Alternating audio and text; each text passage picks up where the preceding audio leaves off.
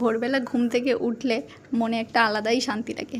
যারাই ভোরে ওঠে তারাই শুধু জানে যে ভোরবেলা উঠলে মনে কী শান্তি লাগে, মানে মনটা এত সুন্দর শান্ত হয়ে যায় কি বলবো। যাই হোক, আজকে ভোরে উঠেছিলাম, উঠে সকালের বাসি কাজ সেরে বাইরে একটু দাঁড়িয়েছিলাম। খুব ভালো লাগছিল বাইরে দাঁড়িয়ে থাকতে। তারপরে বাসি কাজ সেরে নিলাম, ঝাড় দিয়ে নিলাম, নিয়ে স্নান সেরে কিছু জামা কাপড় ছিল সেগুলো ধুয়ে নিলাম, কারণ ভোরে স্নান না করলে ছোটো বাচ্চা যাদের ঘরে আছে তারাই জানে যে মানে সারাদিন যদি স্নান না করতে পারি মানে কখন যে হবে তার কোনো ঠিক নেই উঠে গেলে।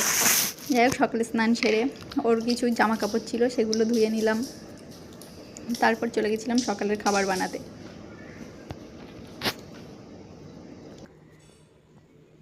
আজকে সকালের খাবারে বানিয়েছিলাম পুঁই শাক, আলু, ওলকপি, বেগুন সব একসঙ্গে একটা চচ্চড়ি বানিয়েছিলাম মেয়ের জন্য একটু হালকা পাতলা তরকারি, সজনে ডাঁটা, মুসুরির ডাল, আলু দিয়ে একটা সবজি বানিয়েছিলাম, আর একটু নুডলস বানিয়ে দিয়েছিলাম তার সঙ্গে।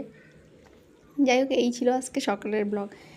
আমরা হয়তো আমরা ব্লগ বানাই ঠিকই, কিন্তু কেউ দেখে না, কিন্তু কেউ দেখলো কি না দেখলো সেটা না, আমরা যখন কেউ ভিডিওটা দেখে আমাদের খুব ভালো লাগে এই কারণে যে আমরা কিছু কিছু কথা মানুষের সঙ্গে শেয়ার করতে পারি, সেটাই আমাদের অনেক ভালো লাগে।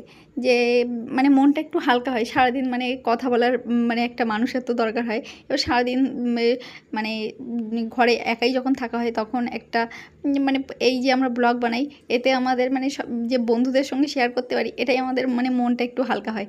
যাই হোক,